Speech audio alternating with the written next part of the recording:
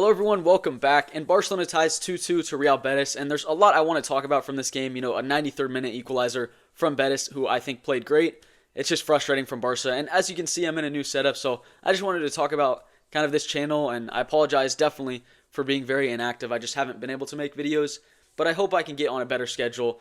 I did move, that's why I'm in a different setup here. So I just wanted to talk about the game today. You know, there were some positive signs, I think, but overall, Barcelona definitely struggled in this game. And unfortunately, you know, you just can't concede a goal like that in the 93rd minute. It was an incredible finish, just a class goal from the Betis player, but Barcelona, they have to hold on and get the 3 points there. And I'll talk about this game specifically, and really Barcelona's form in the last 5 games in the Liga. I think they've gotten 1 win. They've gotten 5 points from 5 games, which if you want to win La Liga, it's really difficult to go at that pace and win the league, because that's 38 points. If you're tying every single game, basically, that's 38 points. That's not going to win you La Liga. So Barcelona, they definitely struggled in the past couple weeks, and Hansi Flick, I think he has to find a solution, and I think that's what he tried to do, bringing Pau Victor on and subbing out Lewandowski. The commentators were saying that Hansi Flick was actually just preparing for the game against Dortmund, but Lewa just completely rested in the last game. I don't think he would take him out for anything other than tactical reasons, and I think that's exactly what it was. I think Barca, they just struggled to break through Real Betis' high press. I mean, they were pressing very well, all of Barcelona's center backs, all of their defenders, and I just think it was difficult to break through that first line. And there were a couple frustrating times when I felt like Marc Casado, maybe Pedri, had an opportunity to go forward, but they wanted to slow the game down, which I understand. You want a lot of control in this game, but if you're struggling to break through the first line and you actually get through there and you have some numbers going forward, why not go ahead and try and score a goal? Because that's exactly what happens if you don't have a very convincing lead, if you don't have more than a 1-goal lead. These things can happen. And then in the 93rd minute, and it was a great ball. Like I said, I mean, what a finish. Hands down, incredible goal from them. But for Barca specifically, you just have to be asking questions, thinking, what could we do better? And before I forget, I also want to talk about Inaki Peña, because he was absolutely incredible in this game. I know some people could say he could have done better for the goal there, but, I mean, on the penalty, he dove the right way, which I thought was impressive. I had a feeling Lo Celso was going to go that side as well. It just seemed like that's where his body was going. And I mean, Inaki Peña did well to almost save it, but also he kept Barcelona in the game. 2 amazing 1v1 saves. One against Chimi Avila, who I cannot believe he escaped this game without a yellow card. That was just crazy. But what a save from that. I mean, a strong right hand there. And then also a 1v1 in the first few minutes of the game to Abde, and he did very well to keep Barcelona really in this game, because I think Real Betis, they had the better chances. I think without Lamine Yamal scoring that, or providing that great pass to Ferran Torres in the second half, I really think Barca would have struggled to even score a second. They needed that moment of brilliance from Lamine Yamal, and I just don't think they had enough chances going forward. I think Dani Olmo really struggled to get involved in this game. I think, unfortunately, he actually is missing a tooth now. I don't know how that happened, but yeah, he's missing a tooth. Rafinha, I think, was very quiet in this game, and maybe I think the reason he was taken out was just to rest him for the game against Dortmund, which I understand, and also to provide someone fresh in Ferran Torres, which I think that worked. He ended up scoring his goal, but as I said, I'm really concerned with the way that Barcelona have been playing in the last 5 games. I know it's just a small rough patch, but Barcelona, they really do need to figure this out. And I think for that first goal, that penalty that Barca conceded, it was a very clear penalty. You know, you didn't know right away if it was, but then Vitor Roque, I mean, his shoe fell off, so you felt like, okay, maybe there's something there. VAR absolutely confirmed it was definitely a penalty. I thought Frenkie de Jong actually got sent off when the referee pulled out the red card, but it was to Hansi Flick. I'm guessing he was complaining about something. And Hansi Flick is usually very cool-headed, you know, doesn't really want to complain that much. But of course, I mean, things haven't been going well in the last 5 games, and I think people are getting frustrated. Maybe there's some concerns with Barca's form, and rightfully so, because they had such a good start to La Liga, and really they've bottled that. They have not bottled the lead, but they've bottled all the hard work that they did at the beginning of the season to get them in a good position in La Liga. And now they're basically back to, I think, the points that Xavi had last season, which obviously you want to do better than what happened last season, right? So that was really frustrating. Frenkie de Jong, I mean, horrible idea to go into that challenge, and maybe he's just not into the rhythm of the game. You know, he still hasn't had many starts, but that is so poor to go into that challenge.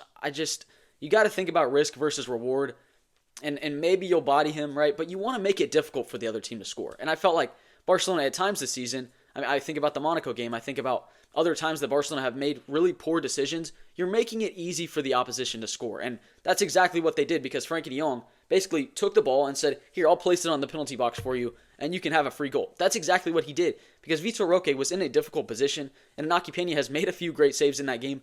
Let Vitor Roque earn his goal there.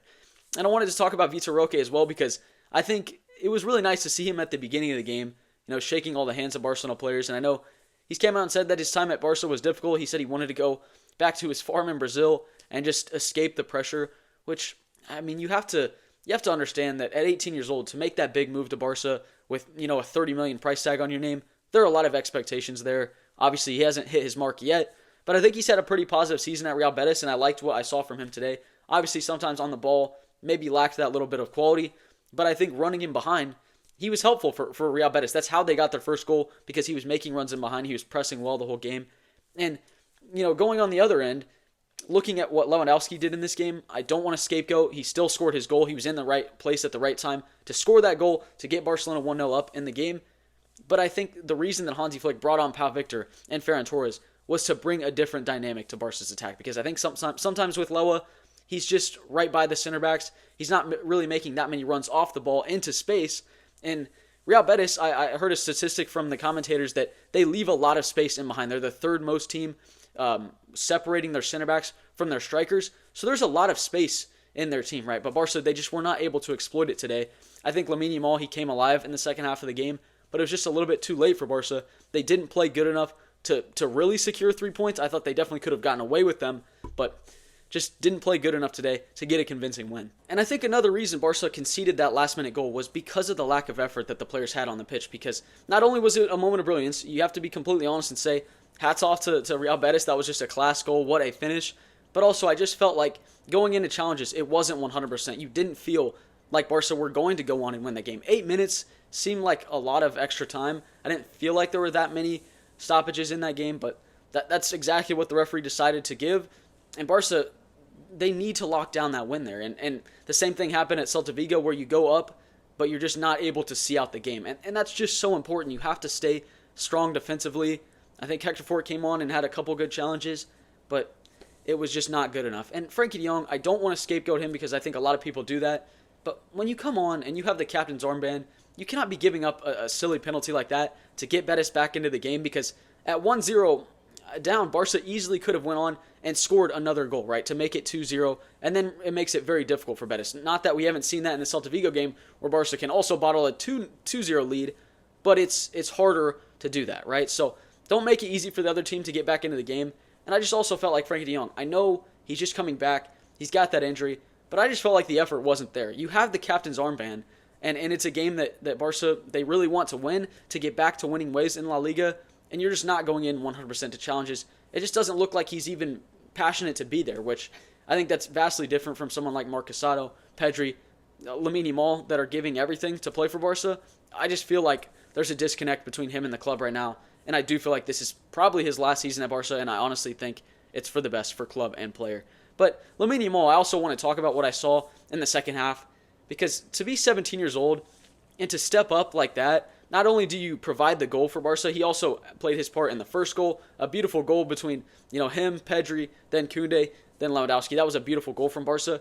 But also to step up, and you could see the frustration in his face and in his body language, that he just expected so much more from himself and from Barca. And I really like to see that. I know some players, or maybe some fans will say, oh, that's kind of frustrating to watch. I absolutely love to see that, because he wanted to win so badly, and that's why every single time he got the ball, he was running at the defenders. It didn't matter. He didn't care about turning the ball over. He wanted to make something happen, and you need someone like that in your team to win you the game, and that's exactly what we thought he did in the 81st minute. And Ferran Torres, a great finish there. I mean, Barca, I thought for sure he was offsides, but you still got to finish it there, and luckily, one of the Betis players did not step up in time. And you felt like that was such a massive goal, but then all that work that you just did, all that work that Lamine Yamal and Ferran Torres just did, is completely revoked because of lapse in concentration, I would say, because Barca, they just did not look secure at the end of the game. So very frustrating to bottle another lead like that in La Liga. And a lot of people are talking about, have Barca bottled a lead. I still think that they can easily go on and win this league. Well, I don't want to say easily, but they have a good possibility of going on and winning. I still think there's a great team there. Hansi Flick has done very well, and I think there's obviously so much talent in the squad, but they have to prove it in La Liga consistently. And as I said earlier in the video, you did so much work at the beginning of the season to get your team in a good position in the league, and then in the last 5 games, if I'm counting it correctly, they have 5 points. 1 win and 2 draws, and then 2 losses. That's not good enough to win the league. So, I mean, basically all that work that you did at the beginning, it doesn't matter that much, although it does help Barca in the standings, of course, but it's just frustrating to see their form just continue to go down and down.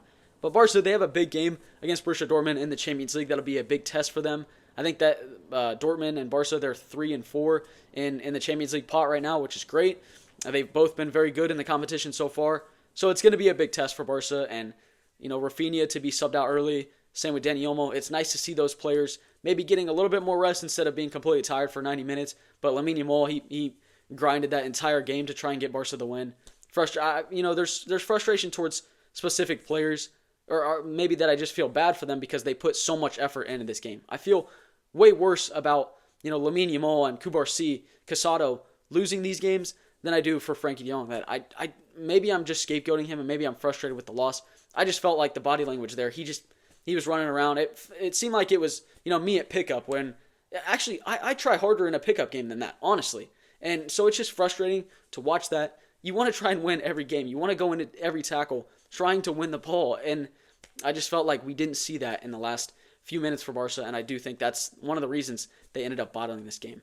So Barca, frustrating result not to get 3 points there because they easily had it in their hands, but they didn't play good enough to make it a convincing result. So that's unfortunate, but Barca, they're going to have to continue to get better in La Liga if they want to win it. And then I also wanted to give an update on the channel. I really do apologize. I love talking about Barcelona. Unfortunately, I've been about to move, and I'm also starting a new job soon, so I hope that I'm able to make videos consistently. And as I said, also, I'm in a new setup, so I'm trying to figure it out. I lost my tripod traveling, so I don't exactly know where that is, so I'll try and order a new one, and hopefully the sound quality is okay. I might be too close to the mic, but there's something blocking me from going back, so I apologize.